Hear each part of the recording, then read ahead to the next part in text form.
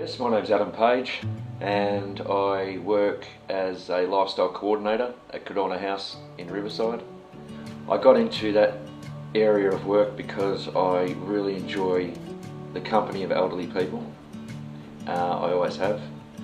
I also enjoy being kind to people on a daily basis, and that job and my role in particular allows me to be kind, patient and provide fun.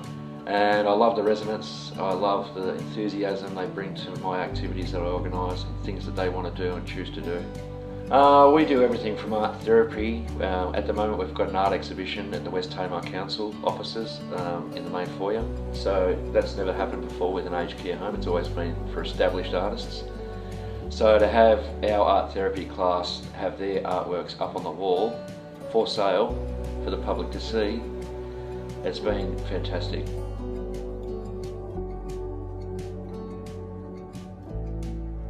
We do a lot of bus trips. We spend a lot of time in the Tamar Valley, a lot of time, because there's lots to see, and a lot of our residents are from the Tamar Valley. So we revisit a lot of their old stomping grounds, so to speak. And we also do have a lot of concerts, bingo, exercise class twice a week, and footy tipping, all those things. We try and keep the residents stimulated from morning and afternoon. Of course they get to choose their level of participation, which is fine. Some people only like to do things in the morning and vice versa, so there's something for everybody.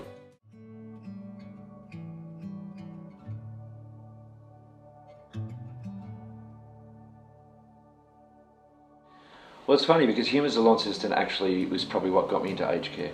Now, I had just a one-off chance meeting with an elderly gentleman at a Coles in Newstead, and he looked very lonely on a park bench, and I had some spare time.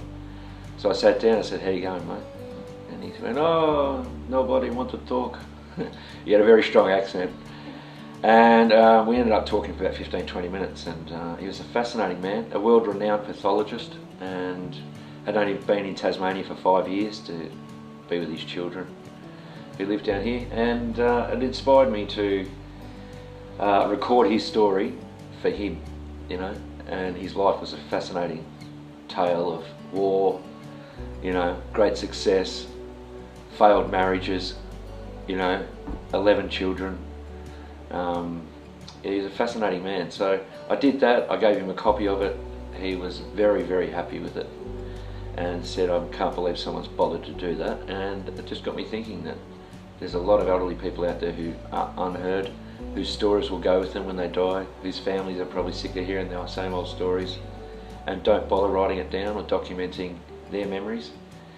So I started doing it, and I don't just do elderly people, of course, but the majority are elderly, and out of 160 or so people that I've interviewed over the last 5 or 6 years, probably about 30 or 40 of those have now passed away. So a lot of the time they use my story as a eulogy at the funeral, and the families keep it as a keepsake of, a great memory. So I get a lot of satisfaction out of that, and I don't do it, there's no money involved or anything. I do it purely for the passion of storytelling and validating people's memories and, letting them feel like they've been heard. And I do that every day at work, so it's like a mini human design system. Like it really is, because I sit down and I talk to people, and in our particular facility I write their life story to put in our care plan. So when new staff come in, especially our residents with dementia or who are non-verbal, who you really can't find out anything about, I've made sure that I've got their story, put it in their care plan. New staff come in and read it, go, "Oh, he was a doctor, here is a dentist, she was, she loved to do this." I think it's very important that people with dementia are also recognised and heard and have their stories validated as well.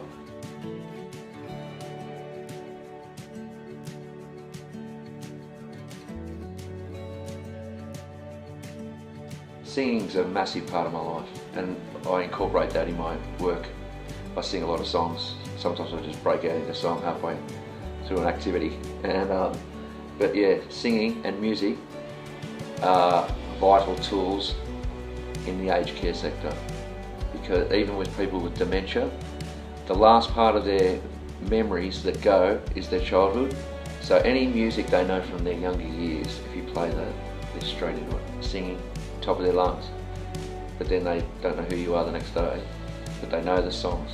And music's very powerful, and music is a huge part of me as a person, huge. So I do Adam Page Rock and Roll Show as a soloist, and I play everything from AC/DC to Kenny Rogers. I'm an Elvis tribute artist, I like to call myself, rather than an impersonator. But I stopped doing that now, and I grew a beard.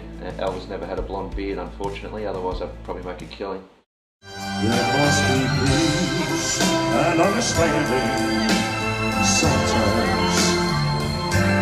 Strong winds of promise that will blow away all the doubt and fear. If I can dream of a warmer sun where hope keeps shining